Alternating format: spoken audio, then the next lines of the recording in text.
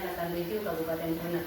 Hari ini saya tidak sendiri, saya bersama rekan sejawat saya, Bapak Edi, yang kebetulan mengajar di kelas 1 SDN Madiun Timur 2. Silakan Pak Edi mengenalkan diri. Assalamualaikum warahmatullahi wabarakatuh. Perkenalkan, saya Edi Haryanto, guru kelas 1, merupakan rekan sejawat dari Ibu Solusia, calon guru penggerak Angkatan 7 Kabupaten Sumeneb. Hari ini apa kabar Pak Edi? Alhamdulillah baik, Bu. Hari ini kita akan mengadakan percakapan pra-observasi, Pak. Ya. Sebelum nanti saya akan mengamati proses pembelajaran, jalannya pembelajaran di kelas Pak Edi, nanti yang akan dijadikan sebagai supervisi kelas. Adapun tujuan dari dilakukannya supervisi adalah untuk mengetahui dan juga mengevaluasi jalannya proses pembelajaran yang nanti Bapak akan lakukan. Dan kenapa kita hari ini melakukan percakapan pra-observasi? Itu sebagai persiapan awal, Pak. Jadi persiapan awal Pak Edi sebelum nanti Bapak Edi melakukan kegiatan pembelajaran agar lebih siap dan lebih percaya diri, sehingga pembelajaran yang berpihak pada murid akan benar-benar terrealisasi, Pak. Seperti itu. Mungkin akan ada pertanyaan, Pak. Beberapa pertanyaan dari saya. Nanti silakan Pak Edi menjawabnya sesuai dengan modul ajar atau rancangan pembelajaran yang disertakan. Yang pertama itu mengenai tujuan, Pak. Tujuan pembelajaran yang ingin Pak Edi capai ketika nanti akan melaksanakan pembelajaran. Kalau tujuan pembelajarannya di sini ya, peserta didik dapat melakukan instruksi tentang membaca dan menulis suku kata yang diawali oleh UN. Jadi siswa akan belajar mengenai suku kata yang berawalan huruf L. Ya, Nah, kemudian selanjutnya bagaimana dengan area pengembangan yang ingin Pak Edi kembangkan dalam pembelajaran nanti di observasi ketika Pak Edi melakukan pembelajaran, apakah yang akan Pak Edi kembangkan seperti itu, Pak? Sesuai dengan modul ajar yang sudah saya susun, maka area yang akan saya kembangkan yaitu masalah pengetahuan dan keterampilan anak, di mana untuk pengetahuannya anak itu bisa mengenali dan mengeja huruf pada suku kata yang ditemui, dan juga menulis dan merangkai kombinasi huruf pada suku kata yang ditemui. Dan untuk keterampilannya yaitu anak-anak diharapkan bisa membaca dan menulis. Itu. Jadi ada dua area pengembangan yang ingin Pak Edi kembangkan, yaitu area pengetahuan dan juga area keterampilan. Di area pengetahuannya yaitu menulis dan membaca, mengenali huruf, dan yang keterampilannya yaitu membaca dan menulis. Baik, Pak. Selanjutnya bagaimana dengan rancangan yang ingin Pak Edi terapkan di kelas? Misalnya strategi pembelajarannya, model pembelajarannya, dan juga metode pembelajarannya seperti apa, Pak? Ya, nah, selanjutnya untuk strategi pembelajaran yang saya pakai, yaitu pembelajaran berdiferensiasi berdasarkan kesiapan belajar siswa. Dan di sini saya sudah membagi kelompok siswa sesuai dengan kemampuan awal siswa. Untuk model yang ditulis, model pembelajaran yang saya pakai yaitu problem based learning atau pembelajaran berbasis masalah. Dan untuk metodenya yang saya gunakan yaitu diskusi kelompok, menjawab, dan penugasan. Luar biasa. Jadi strategi pembelajarannya Pak Edi membuat strategi pembelajaran berdiferensiasi, ya Pak ya, yang berdasarkan kesiapan belajar. Untuk metodenya juga PBR, yaitu model pembelajaran berbasis masalah. Metodenya juga diskusi, ya Pak ya, tadi ya, Ya. tanya jawab dan juga penugasan. Oke. Nah, sekarang bagaimana Pak dengan media pembelajaran yang sudah Pak Edi siapkan. Apa saja sih Pak yang sudah Pak Edi siapkan untuk nanti mengajar di kelas Bapak? Untuk media pembelajaran, karena ini di kelas awal, maka yang saya siapkan di antaranya ini sementara ada dua media itu, ada kartu huruf dan gambar kerja siswa. Ya. Jadi Pak Edi sudah menyiapkan itu ya Pak, Ya, sudah sudah. ada ya. Jadi kartu huruf dan juga LKPD Ya. ya, atau lembar kerja siswa. Terima kasih Pak. Lalu selanjutnya Pak, kira-kira kapan Pak Edi akan melakukan kegiatan pembelajaran tersebut? Hari apa, jam berapa? Untuk pelaksanaannya, karena besok ini materi bahasa Indonesia di kelas, maka saya laksanakan hari besok, Selasa tanggal 23 Mei 2023 di jam pertama. Tentunya di kelas 1 ya Pak. Ya, Ya? di kelas. Jadi karena Pak Edi mengajar di kelas 1, berarti besok Pak Edi akan melaksanakan observasi supervisi akademik Pak. Jadi hari Selasa tanggal 23 Mei, dan nanti saya akan ke sana pada jam 1-2 akan melihat dan mengevaluasi jalannya pembelajaran yang dilakukan oleh Pak Edi. Ya, siap.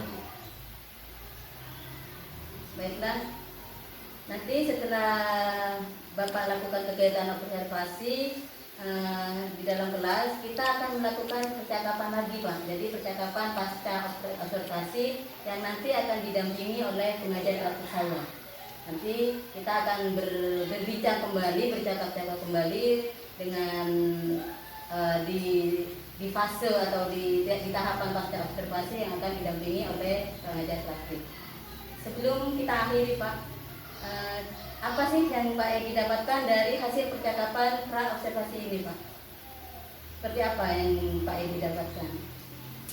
Kalau yang saya dapatkan, saya bisa mendapat gambaran tentang pembelajaran yang akan saya lakukan nanti di kelas.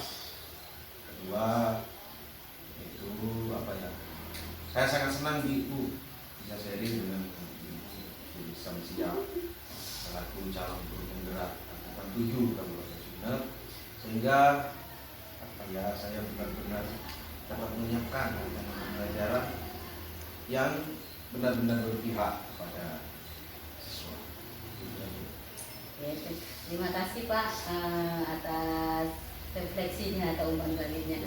Saya juga berterima kasih karena Pak Edi sudah bersedia mengadakan percakapan pra observasi ini. Sekian percakapan kita. Terima kasih ya Pak ya. Ya, teman-teman. Saya akhiri percakapan pra observasi ini. Kita lanjut nanti besok di observasi di kelas 1 jam 1-2 untuk mata pelajaran bahasa Indonesia. Terima kasih. Assalamualaikum warahmatullahi wabarakatuh.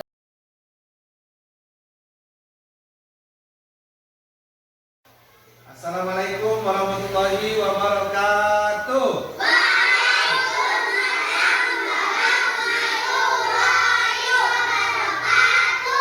Selamat pagi anak-anak. Terima kasih. Bagaimana kabar kalian hari ini? Alhamdulillah baik dan sehat. Nah, sebelum pelajaran dimulai, mari kita membaca doa terlebih dahulu. Baiklah, sekarang silakan kami ke depan, pimpin temannya untuk membaca doa.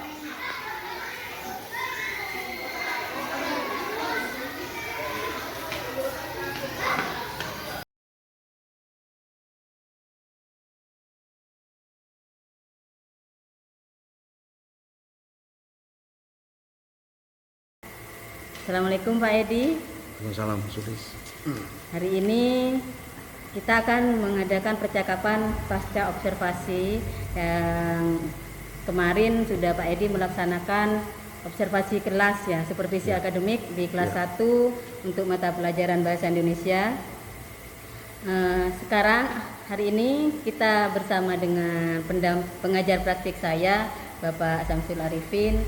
Beliau sebagai pengajar praktik di kelas 300. Kita mulai saja ya Pak Edi ya. Boleh. Setelah Pak Edi melaksanakan observasi di kelas, apa sih hal baik apa yang menurut Pak Edi sudah merupakan keberhasilan dari Pak Edi? Hal-hal baik apa yang sudah dicapai Pak Edi yang merupakan itu merupakan sebuah keberhasilan? Seperti apa, Pak? Makasih Bu. Itu seperti apa yang ditanyakan oleh Bu Sulis, Ya. hal yang sifatnya baik yang sudah saya dapat. Yang pertama itu saya lebih mampu dalam menyusun rancangan pembelajaran, terus penguasaan materi dan pengelolaan kelas dan keaktifan siswa. Itu. Betul. Jadi hal baik yang sudah Pak Edi capai yaitu sudah mampu merancang pembelajaran dengan baik ya Pak ya, intinya seperti itu, yang lebih berpihak pada siswa. Ya. Seperti itu. Nah, sekarang hal-hal yang menjadi pembelajaran, apa sih yang menjadi pembelajaran atau yang ditemukan oleh Pak Edi ketika melaksanakan observasi itu seperti apa Pak? Maksudnya yang perlu ditingkatkan seperti itu. Ya, bisa yang perlu ditingkatkan atau yang ingin diperbaiki oleh Pak Edi seperti itu. Mungkin yang pertama itu yang paling utama yaitu penggunaan media Bu, penggunaan media dalam pembelajaran. Seperti hari kemarin itu cuma ada beberapa 1-2 media yang saya pakai seperti kartu huruf. Tetapi kalau bisa mungkin saya tingkatkan media pembelajarannya itu lebih variatif dan alat peraganya. Misal video pelajaran, PowerPoint dan lain-lain. Iya. Nah, jadi Pak Edi itu ingin memperbaiki di media pembelajarannya ya, agar lebih bervariatif ya, seperti itu. Ya, kalau kemarin misalnya Pak Edi hanya menggunakan kartu huruf ya, kartu huruf lalilu lelo misalnya, nanti akan ditambah dengan misalnya video pembelajaran yang diambil dari YouTube ya Pak ya. Ya. Oke, terima kasih. Terus untuk pembelajaran diferensiasinya Pak, kemarin yang saya lihat itu mungkin menurut saya ya, boleh saya mengungkapkan apa yang sudah saya dapat. Maaf, ini bukan itu menilai atau apa, hanya ini berdasarkan data Pak. Jadi yang saya lihat kemarin itu Pak Edi dalam pembelajaran berdiferensiasinya sudah, kalau kontennya prosesnya sudah membuat kelompok-kelompok sesuai dengan kesiapan siswa ya Pak ya. Nah, Pak Edi itu hanya kurang di konten. Jadi kontennya itu lebih variatif Pak. Jadi lebih banyak, misalnya seperti untuk anak yang kemampuannya segini, pakai video pembelajaran. Yang membuat anak seperti ini dipakai misalnya buku-buku cerita diambil di perpus misalnya, seperti itu ya Pak ya. Itu hasil dari saya Pak. Nah, selanjutnya kira-kira apa sih Pak yang menjadi yang akan Pak Edi lakukan sebagai tindak lanjut dari supervisi akademik ini Pak? Seperti yang Ibu sampaikan tadi, jelas itu ada kekurangannya ya Bu ya. Iya. Jadi untuk rencana tindak lanjut ke depan, mungkin yang pertama yaitu penerapan pembelajaran secara berdiferensiasi itu saya maksimalkan. Pertama. Ya, yang kedua referensi media pembelajaran akan saya tambah. Dan yang ketiga itu pelibatan murid dalam pembuatan alat peraga. Mungkin itu saja. Oh iya. Jadi rencana tindak lanjut yang disampaikan Pak Edi, yang pertama akan melaksanakan strategi pembelajaran berdiferensiasi secara lebih maksimal. Ya. Yang kedua yaitu menambah referensi media pembelajaran ya Pak ya, seperti yang tadi, lebih bervariatif seperti itu ya Pak ya. Terus yang ketiga akan melibatkan murid dalam pembuatan alat peraga ya. Jadi murid sambil belajar sambil membuat alat yang membuat mereka bisa bermain seperti itu ya Pak ya. Itu saja percakapan kita di pasca observasi Pak. Terima kasih karena sudah meluangkan waktu untuk mengadakan percakapan pasca observasi ini. Saya akhiri. Assalamualaikum warahmatullahi wabarakatuh. Salam. Terima kasih Pak.